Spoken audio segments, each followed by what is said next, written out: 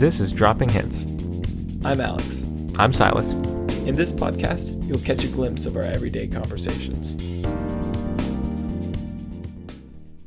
Let's talk about St. Augustine. Let's do it. Good city. Old city. This is the dumbest intro ever, but we're going to keep it.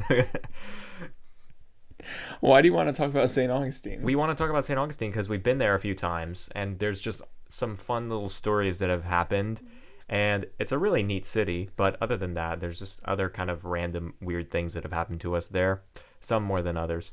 So is this like our travel tips? Travel tips, guide? travel itineraries. Travelocity. Follow to the letter your itinerary. I kind of sounded, what was his name? I kind of sounded like almost like Kermit the Frog when I said that. What? Follow to the letter your itinerary. Okay. Dispatch of same words, you are a dangerous man, Sean Valjean. So, no, but okay, St. Augustine. Yeah, like we said, there's a very old city. If you go there, there's a lot of old, like, buildings. A lot of old stuff. It's a historical district. It's a historical district. May we say the oldest European established city, according to Wikipedia. According to, and our Florida history textbook. Remember? Yes. The yellow one with the spaceship? Oh yeah. Yeah. It said they would not shut up about St. Augustine in that book. Yeah. Oh, understandably. Why? I mean, yeah, because it's a great little city, and I was like, whatever, but they just, so many chapters would just always talk about St. Augustine. Yeah. And I'm like, can we move to something else? So, but you said you said something very specific. It was the oldest. It was the oldest European established city in the continental United States. Contiguous United States. I bailed on saying contiguous. Contiguous. I bailed on saying contiguous and said continental. Right. Just not Hawaii, not Alaska, and not Puerto Rico, and not Guam. Yeah. So St. Augustine, it's a wonderful place. You got the Castillo de San Marcos. Yes, you said that perfectly. Castle of St. Mark's Castle, for all the monolinguals out there. Wait, was St. Augustine founded by Juan Ponce de Leon? Perhaps. It's hard to remember. I just thought of that. Because it was, I believe the year was 1513, right, which was when Ponce de Leon sailed. Yeah. Or, I don't know if he sailed in 13. 1513. That was over 500 years ago. It's crazy. What a long way we've come. And the fort is still standing. Many of the buildings are still there. Yeah, a lot of them got demolished, but some of them are still there. I'm sure it's fine. Yeah. Castillo de San Marcos, big old castle with cannons and stuff like that. Yeah, it's an interesting shape too. It's almost like a star shape. Yeah. You got these turrets on. I remember but like, it was a place turrets. Where it was, they got these big thick limestone bricks. The fort's they call made them coquina. Right. Yeah. That also means kitchen in Spanish. And it's also the verb. Someone's in the coquina cook. With Silas. Yeah. I remember you can say we cook in the kitchen by saying estamos cocinamos en la coquina. Or you could say coquina en la coquina. Yes. That means cook in the kitchen. And you're drinking Coca-Cola. Coca-Cola. Anyway, so yeah, these turrets the whole fort is made out of this coquina stuff, which is basically just like limestone, shells, crushed up shells that have been cemented together over time through eons of time. Maybe not, but it depends on what your definition of eon is. Yes. Like for me, I could say an eon was like from here to last Thursday. Since we can just make words mean whatever we want, I could just say that my eon is that. Silas, that's true. You can make words say whatever you want them to mean. So if you know, you know. But okay, so when was the last time we were at St. Augustine? It's been a while. Went to St. Augustine, I want to say 2016 or 17 with Ethan and Nora. Oh, right. Yeah, that's right. We went there, and I remember, do you remember? It was on the way to or from Tennessee, I think. Perhaps. That's usually when we would stop by, just, pop off on the way and be like, hey, look, St. Augustine, Castillo de San Marcos. Yeah. Yes. But I remember distinctly, we climbed the lighthouse. Yes. The red lighthouse. Uh-huh. And at the top of it, we sang Happy Birthday for Travis. He wasn't there, but we recorded a video. Yes, and sang Happy Birthday. So strange. Yeah, we did, yeah. think I still had braces. Do you still have the video? Yeah. Check the link in the description for the video of us. I'll just insert it right here. Okay, there And it we're was. back. Yeah, and there it was. Okay, well, yeah, St. Augustine, I remember a couple of our trips up there were particularly special, particularly noteworthy, particularly memorable, or perhaps particularly scarring. Like the time I almost passed out. Like the time you almost died. I think I did pass out. I don't know. I wouldn't know. I wasn't really there. I mean, I was there, but I was not really paying super attention. This must have been 2012. I don't know. Maybe. I remember that I was young, but many years ago. I think it was probably before then. Really? Yeah. 2010? I think it was probably like middle school for me. So like 2008 or 09. 2008. Interesting. Yes. Well, anyway, but we were touring around the old historic district and come to this building that they used for just a hospital. A hospital. I think that we were taking a tour and they were describing to us that they used this building as a field hospital during a lot of wars that would happen. And yeah, field hospital.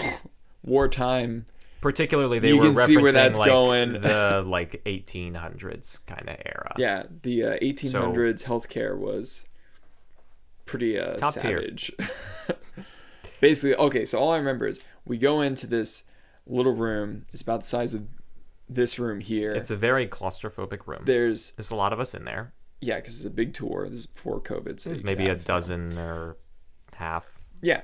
A dozen and a half. The tour guide is then laying out on the table all of the surgeon's instruments of surgery. I'm eating it up. I'm loving it. Which is entirely creepy, but I'm like, look, it's a bone saw. Bone saw is ready. Like all the different scalpels and saws and hammers and drills, and I'm like, what the heck?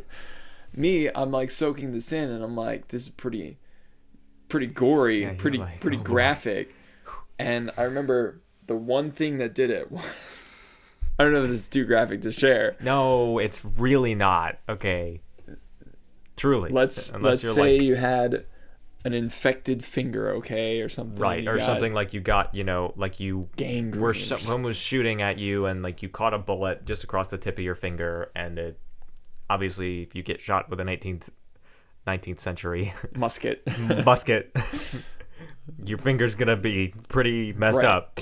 So if you still have a finger, so they would describe that they just like would have to hold you down, or maybe they gave you they give you some whiskey to drink, take a few sips of whiskey or something, and then they just like take your hand and take a little hammer and chisel and bop.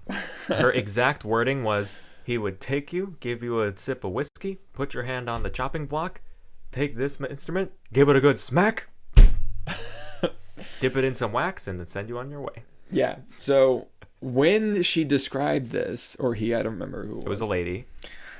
I just remember I was like, that was like the last straw. I couldn't take it. All the bone saw, the scalpels, the drills for your skull, the hammers, like all this stuff.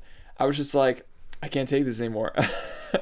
And I don't remember the exact sequence of events, but I started feeling really like I was about to pass out just from the claustrophobia, from the graphic description of the medicine back in that day.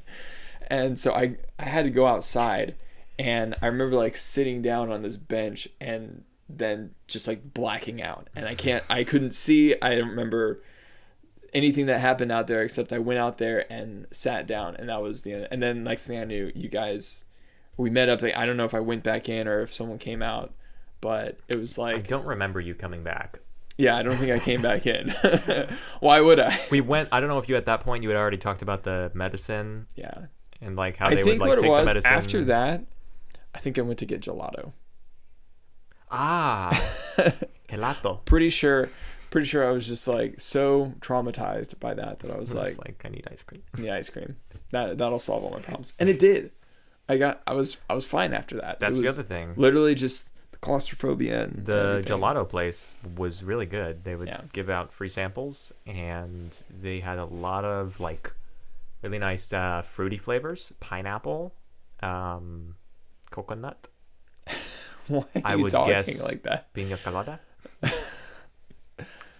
Yeah.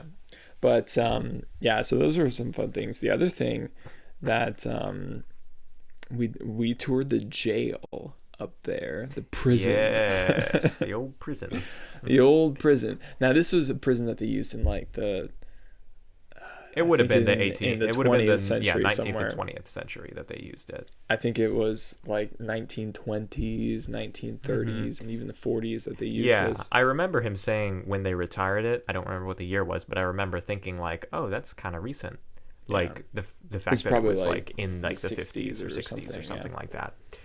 And I was like, "Oh, like up until then there were like prisoners here." Right. Okay. Yeah. And they weren't like I would just picture them, of course, obviously, because the whole aesthetic of the prison when you go there is like ball and chain, black Yeah. and white stripes, Yeah. like that kind Had of a real era of Alcatraz like, feel. right? That's the era, or that's the era of like. Like, No, what am I trying to say? That's the Yeah. feeling. That's the feeling of the Yeah. era of the prison that we were at. Yes. That makes sense. There's like stone walls, iron bars, Mhm. and you know, big key padlock and all that. Yeah, so. big giant padlock. But that was fun. Yeah, we went on a little tour of that. But Yeah. were you I wanna going go somewhere back. with that? Okay. No, I didn't just want know to if go you- back. It's a fun place. Yeah. I don't know if I would ever go live there. What? I Okay, wasn't like, gonna say live. I wasn't you- gonna say go back. I would love to go back. It sounded obviously. like It's a you were great saying, place. I don't know if I'd I ever would go ever want back. to go back. I'm No, like, I mean it's a great place. what? I don't know if I'd ever go live there. You know, reality's a lovely place, but I wouldn't want to live there. Owl City, just Well, it depends if you find work, you know, as a, surgeon's assistant, bopping fingers. beep boo doo bop booping fingers off all Yeah. the live long day. Yeah. Good city, good place. You know, it's all right. There's a lot of weird things I think there, though. Like what? I don't know, but it just seems like one of those Like the weird Spanish cities. moss? No, I love Spanish moss. But you can get like ticks and mites and I don't everything care. if I you. love Spanish moss. When I say Okay. weird, I don't mean like weird bad. I just mean like, like Well, tell us what you mean odd. by weird. odds and ends, like Oh, like a Civil War hospital that you can walk through. I think that's interesting. It is, yeah. For the history lovers out there, me and Silas are history lovers. I hope some of our listeners are also history lovers. Anybody under the listening sound of our voice, yes. Yeah. We do love history, but not as much as we love our sponsor today. No. I was going to say not as much as we love St. Augustine, but it just felt like I That should was say that. that was perfect though. Our sponsor, Sour Patch Kids. Sour Patch Kids. Sitting right there. Yeah.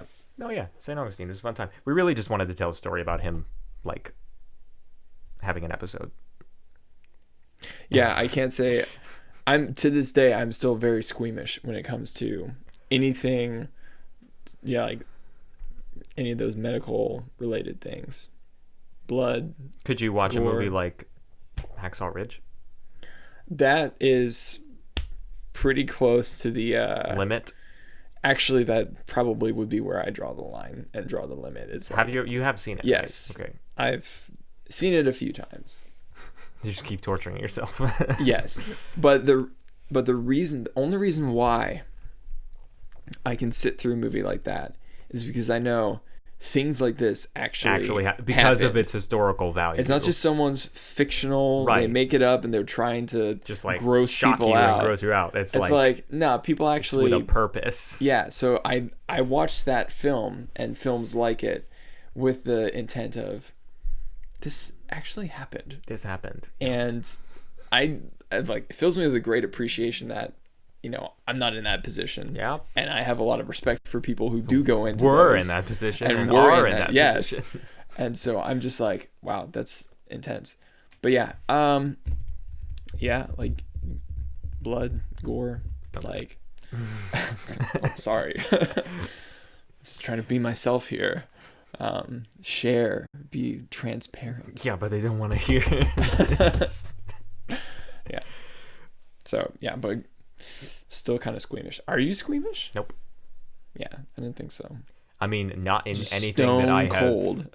Not in anything that I found. Like, I understand what people mean when they say they're squeamish, because if I see something horribly like horrifying, like in, say, like a movie like Hacksaw Ridge, then I'm like I feel what there's like the visceral Which our younger reaction viewers that should you watch have. that movie. Yeah, I don't know if we have any younger viewers. Do not watch that movie. Don't watch that movie. It's just, old enough to rated R. Yes. So, but like when I see like things like that, I feel like the same visceral reaction that other people feel. And I know what you're saying. Like, you get like a pit in your stomach, and it's just like, ooh. And you like sometimes get like chills, or like a chill runs through your spine all the way down to your legs, you know? Like when you're watching like no, it stops short at my waist. When you're watching fail compilations and you see like a bicycle guy like face plant and like drag himself along the floor, and you just exactly like that, you cringe and you feel it like in your feet all the way down to your feet. What is it with you feeling it in your feet? It goes from your head to your toe, you know? Okay, sure. Usually the phrase the chills go up and your down spine. your spine. Yeah, for me they just go down my spine because they don't have any strength for the return journey. That's an old movie quote for all of you Abbott and Costello fans. So I feel that. I understand physically what people are saying when they say that they're squeamish and stuff like that.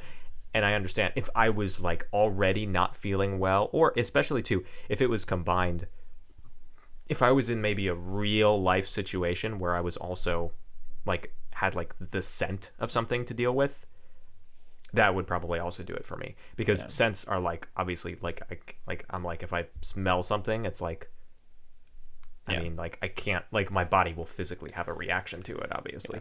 So, but on the surface, like I don't want to turn off our viewers from our listeners from visiting St. Augustine, because they're going to go into this field hospital tour, and I'm sure we have those things here though too. Yeah. It's like we always talk about the Smokies and how it's like, I remember we would see, I'm going somewhere with this. Don't worry. Okay. We would see in this documentary about the Great Smoky Mountains National Park that it's like in this documentary, it's like the Smokies are home to over 500 unique species that are found nowhere else on the earth. And I would hear that and I'd be like, wow, Smokies are so cool. But then if I think about it, I'm like, you know, the Everglades is probably the same. Like, I'm sure there's tons of species that are like only endemic to the Everglades and South Florida. Endemic, that's a good SAT word for you. Did you study that in a GRE? I did, but I already knew what it meant, but it was a GRE word when I was studying. I was like, hey, I know that one. Nice. And I also knew a lot of the other ones, but that's not the point. Get out there and go visit old cities and visit. I thought you were going to say old people. You can do that too. Old people in old cities. Really cool. Take old people to old cities and be like, look, we're going to go to some of your old haunts.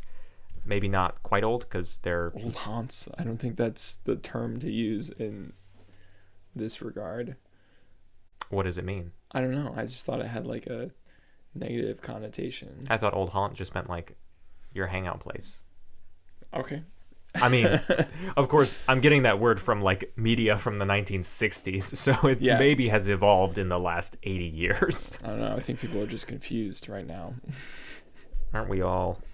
I'm not even looking at the camera. I'm just like, what's over there? Yeah. There you are. Yeah. Do you like our new camera? Do you like our new setup? We got a new little, the different angle. There's a different. I did something with my hair, didn't I? Yeah. Yeah. Something with the hair. Yeah. For those of you listening, Silas is now speaking through swaddling my beard. his beard, very lovingly. No, I'm just stroking it. Straight in and out. Well, go out there and visit some old cities. Go visit St. Augustine. Yeah, we're gonna cut it here.